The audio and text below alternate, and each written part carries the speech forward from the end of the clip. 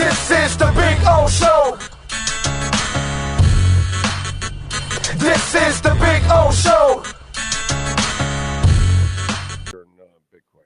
Anyway, how you doing, baby? You doing good? I'm good, man. I'm good. It's a rainy day, but I got a workout in and flowing through a Tuesday, so can't complain. The problems in Bills land are deep, huh? I mean, it is. You know, it's funny because you hear the announcers and then you hear the people in the analysis on pre and post and all that stuff, and then they're like, "Well, they're not letting them run as much as they used to," and that's Right. and then, but when they won, we're all saying, "Well, he's taking all those hits. It's kind of stupid." Right.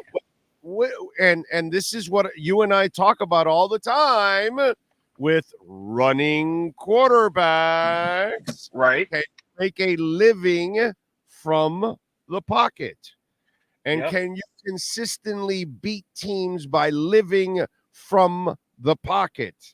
And Right. that's the thing with guys like Josh Allen, guys like Lamar Jackson. Can you make a living from the pocket? And it seems like what they're trying to do with him now is not working because he probably does need to run more. So I'll say this, and bear with me here. My last name is Wolfe, and so I'm a big fan of wolves as animals. And I compare Josh Allen to a wolf to an extent, a wild wolf, right? A wild wolf is going to be a very dangerous creature. He's going to attack. You never know what he's going to do. But when you try to tame a wolf and put him in a house, make him a house pet, try to get him to be something he is not, that's typically when you have issues. And I make this comparison because I think all offseason they discussed Josh Allen. Don't be Superman so much. Don't turn the ball over so much. Don't run and get yourself hurt so much, right? And these things are smart things because, yes, if he didn't turn the ball over as much, he would be a better quarterback. If he didn't run as much, he would help himself with longevity. But he is a wild wolf. And when you try to tame a wild wolf, you take away what makes him him. And too often in games, I see him in between my coaches say, I can't do this versus this is what I'm supposed to do. And it just seems like a guy in between two beings. He's trying to be himself when he needs to make a play to help his team win the game, but he's trying to do what his coaches thinks as well. And ultimately it's led to more mistakes. I tweeted out a stat last night that I think people didn't really realize. Josh Allen's had more turnovers than any quarterback in football since he entered the league in 2016. No other quarterback has more turnovers than him. He leads the league in interceptions. He leads the league in turnovers this year. He led the league in interceptions last year, tied with Dak. This is who he is. You know, Brett Favre was a Hall of Fame quarterback, but he was a turnover-prone quarterback. And so you can be a very good to great quarterback, but the reality is this is his biggest Achilles heel. And although the Bills have a lot of issues, this is one issue that's limiting them, and it has limited them from going from very good to the great championship team. Dude, I've got the analogy for you. Mm-hmm. Right in your backyard, not your backyard, but where your heart is. Allen Iverson. Yeah. I love AI. AI is my favorite player of all time. You cannot change. He had his limitations. Yep. Right. He had his limitations, and he is what he is. Yep. And it's absolutely the only way he could play the game. He wasn't going to ever be an efficient player. It was just not in his DNA. That's not who he was. Right. You know, he had to play his game. You know what I mean? And so AI is kind of that wild child that you're talking about right there. Exactly. The same kind of guy. Cam Newton was like that you really weren't going to change Cam. Exactly. And the reality is we saw Cam, they tried to change Cam late in his career after the injuries, after he lost some arm strength, and he just wasn't that guy. And he was out of the league not too far after. So the reality is, for better or for worse, Josh Allen was always going to be the guy that I'm going to go as hard and as my way as I can, as long as I can. And I may not play till I'm 40 because I take too many hits. I may never lead the league in completion percentage or lowest interceptions because that's not who I am. I think they've got to be all in and just let him be him and live with it for better or for worse, because right now you're getting a bit of both. You're getting the turnover prone Josh Allen, but you're also getting the guy who is not making those deep shots down the field, the wild plays, the oh no yes plays. There's not a lot of those because he's so worried about the no element of it, right? And so the Bills are 5-5 now. And I tweeted this last night. They play the Jets, they play at Philadelphia, they play at the Chiefs, and then they play versus the Cowboys in their next 4 games. They could very well miss the playoffs. Forget winning the AFC East. They could miss the playoffs for the first time, I think, since Josh Allen's rookie year. And if that happens, I'd imagine there's some significant change in Buffalo. Yeah, the window's closed on the Bills. I think you would agree with me here because they're not better than Cincinnati, and Cincinnati basically is a team on the rise, not on the decline. Kansas City has done a marvelous job of staying on top. Even the risky move that they made with their tackles this offseason they have survived with all of that, and they have balanced ways of staying on top, and they have to spend money on certain players, but they couldn't keep everybody at times, and yet they have stayed there overall. The Dolphins are on the rise in the conference right now. Yep. You know, the Bills, I think, have kind of reached their pinnacle, and now they reached their pinnacle, and now they're headed into a valley. Would you agree? Yeah, this is a very big crossing word for the Bills because their window has been closing for a while. The issue with teams like the Bills is you pay your quarterback. We talked about this before. Once you pay your quarterback, you take away your advantage of the salary cap era. The Dolphins are in their advantage of the salary cap era because Tua has not yet reached his big money. Once you start reaching that big money in the next year or two, you're going to have to start making decisions on your roster. Ways you got to, maybe cut your roster to be able to afford certain things. Right now, the Bills are an old team. A lot of their defensive stars are old. I love Von Miller, but Von Miller has not been Von Miller this year. He's been coming off that ACL injury. He doesn't look like he is fully back yet. Their 2 safeties are both 30 plus, and they're showing their age as far as their speed. They lost Matt Milano, arguably their best defensive player for the season, and Daquan Jones. And so you're losing Tre'Davious White. And so you're losing a lot of key pieces of this defense, either due to age deterioration or injuries, which requires Josh Allen to do more and more and more. And that makes him make more and more and more mistakes, right? And so I think you're going to be entering this next offseason. You're going to have to make some decisions on cutting some key players. And this roster is going to get worse as far as talent before it gets better. And so their best window is definitely closing. And what do you do from that? What do you do from a front office perspective? It's hard to rebuild while you have a franchise quarterback. Everybody says they can do it, but it's hard to tell your fan base, hey, we need 1 year to go 4-12, 4-13, so that we can replenish our roster. It just doesn't work that way. And that's usually how you see those elite franchises start to crumble down. And so I'm worried for the Bills, for Bills fans, because there's a very real possibility that you've already seen your peak. Too bad, Bills fans. I was like, I know Dolphins. I'm about to say, I know Dolphins fans are not sad. Yeah. There's no tears shed. There's no no. Man, that sucks.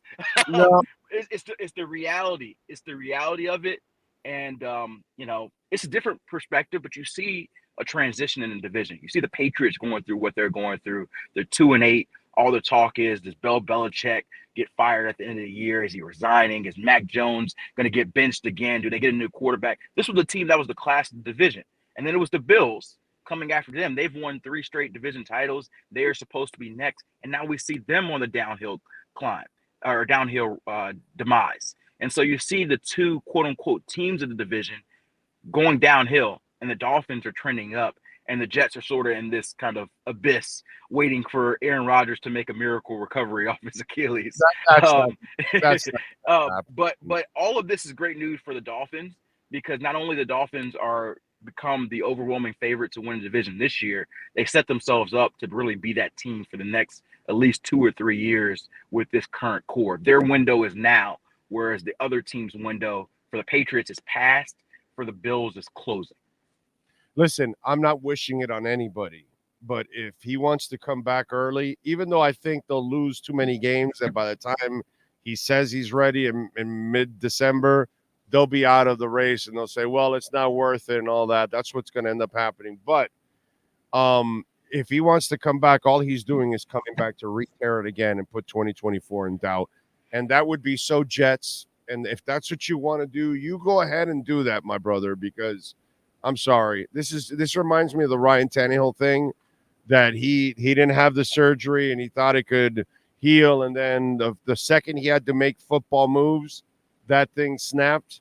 Well, for me, no, his Achilles 3 months later is not going to be healed. And behind that offensive line, a 40-year-old man is going to have to take off to run.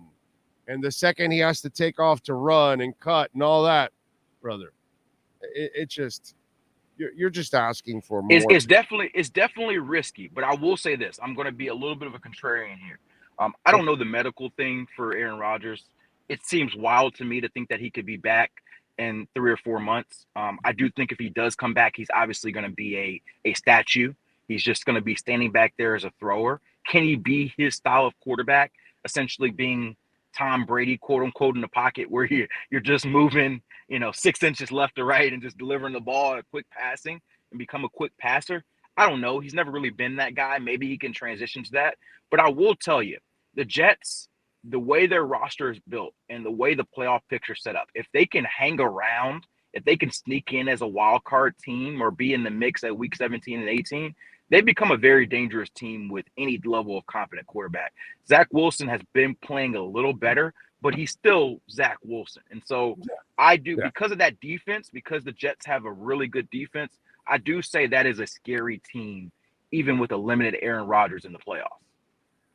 Yeah, my problem is that he is limited and he will not be able to move the way he normally moves. And by the way, he was already not moving the way he normally used to move. So now you're coming back from an Achilles injury that's not really fully healed. You're going to move even slower than you used to move from when you used to move before that. So we're talking about, brother, I mean, again, I don't wish it on anybody, but I personally, if it was a Dolphin, I was ripping Ryan Tannehill that year. Like, what a moron. He didn't have the surgery. This is ridiculous. And then he went on and blew out his knee. I would be the same consistent person here. I would be ripping the Dolphins and the organization and the player thinking that he could come back from this. Because to me, it just, Cam, this sounds it sounds insane, dude. I hear you. I got a question for you though. I do me a favor. I don't know. I don't have it on my phone. I can't pull it up while we're doing. Who do the Jets play this weekend? Do we know? Sean, quick pull it up for me there. Let me see. Yeah, while it's pulled up, I'll say my point. What I want to say here. I think it sets up a very interesting situation because the Dolphins play. I know the Dolphins play the Jets not this weekend, but next week for Black Friday, right? And it makes me wonder, based on what you know about both teams, the Bills and the Jets, which team are you, I don't want to say afraid of, but which team is the bigger challenger at Raiders? For the Dolphins. They play at the Raiders. No, that's the Dolphins. The Dolphins play at the Raiders this Sunday. It's the Bills. The Bills. Pulled up scoreboard. Bills. Wow. Oh, okay. Bills so or they play home? At the Bills. So that keys into my question. Which team would you rather win? Essentially to be your best challenger, because essentially it sets up to be a quote unquote elimination game for the AFC East for whoever loses that game.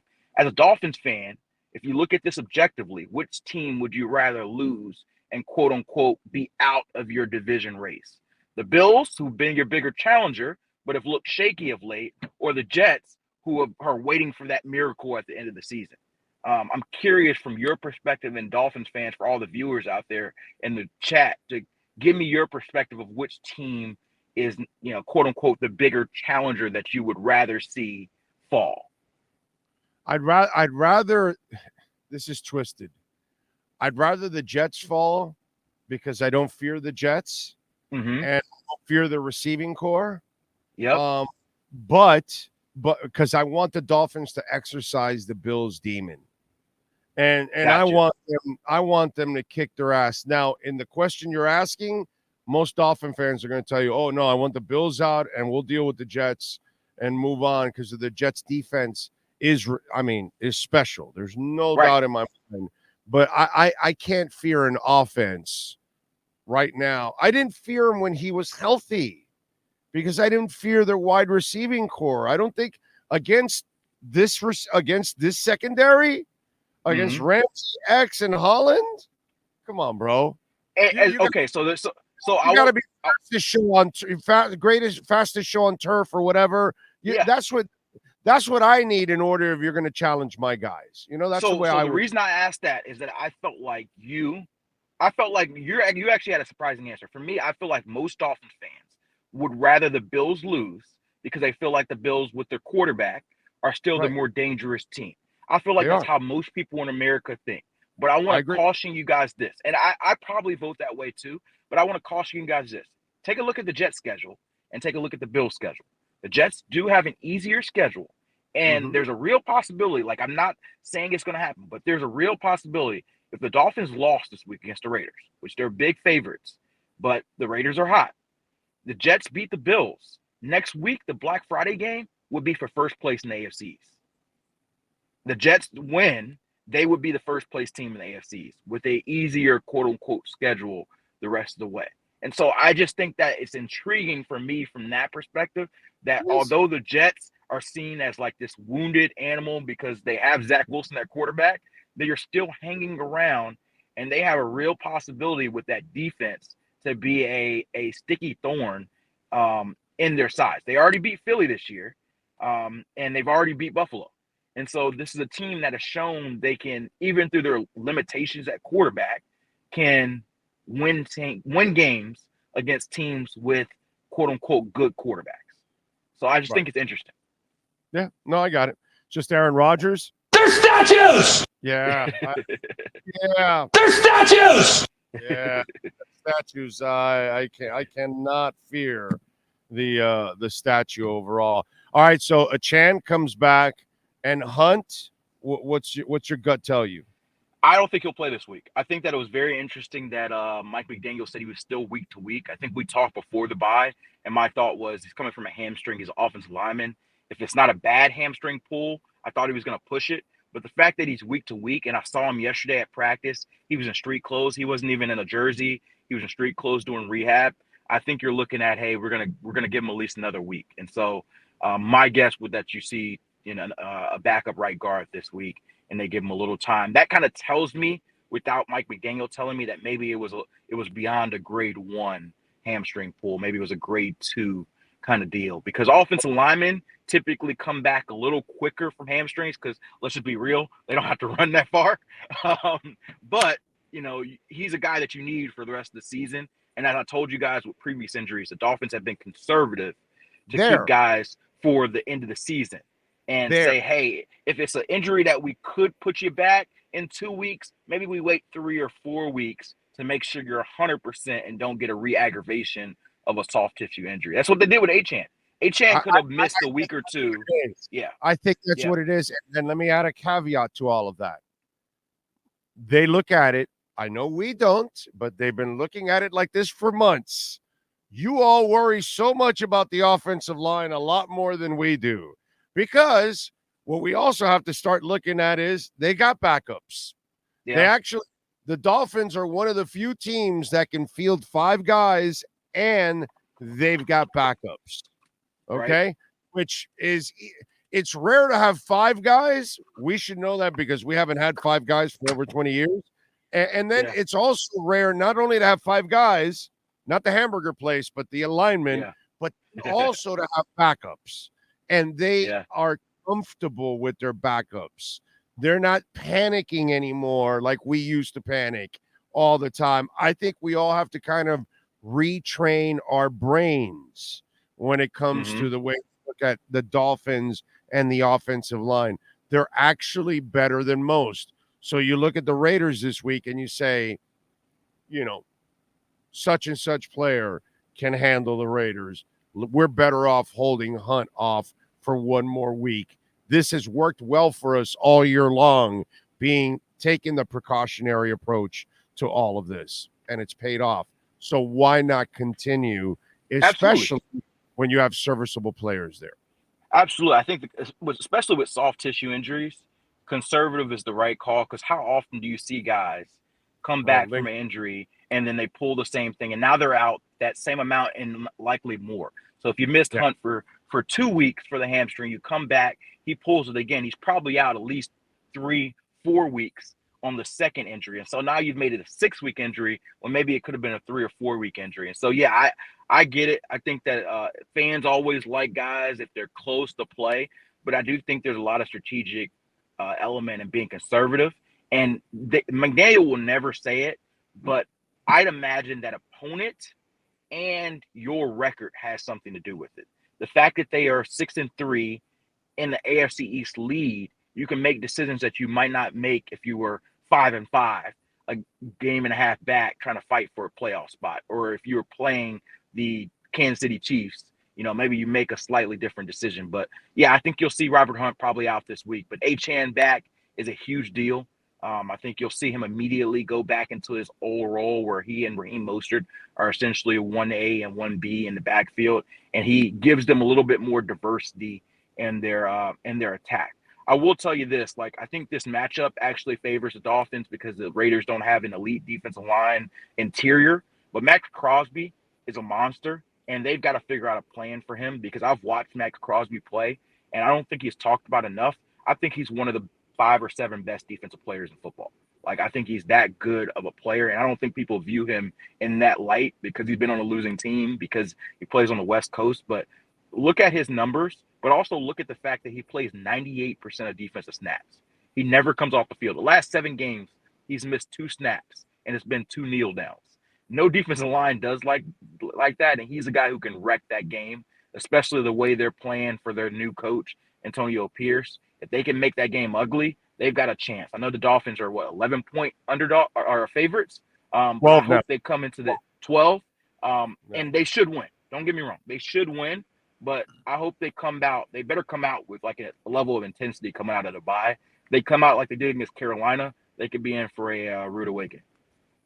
Follow him on Twitter at Cameron Wolfe and catch his work there at the NFL Network. Cam, we'll catch up later on in the week, my friend. Appreciate you. Absolutely. Enjoy your Tuesday. Thank you. Sounds good. You got it. There you go, Cameron Wolfe. And call our friends at KSDT CPAs. Wherever you're at in Florida, you can call them. And you can do your personal taxes, your business taxes. And we've got offices in Dade, Broward, and Palm Beach counties. And we also opened up a new office in Charlotte, North Carolina. And guess what? They're hiring in all 4. So if you happen to work in this area, call our friends at KSDT CPAs. You could end up getting a job. 305-670-3370. Use that QR code so you can help your business get the edge they need with KSDT CPA. Anthony Chang will start off hour number 2 of the Big O Radio Show.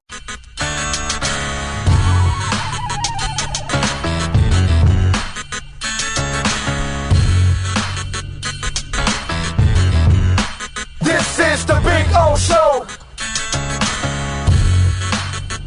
This is the Big O Show.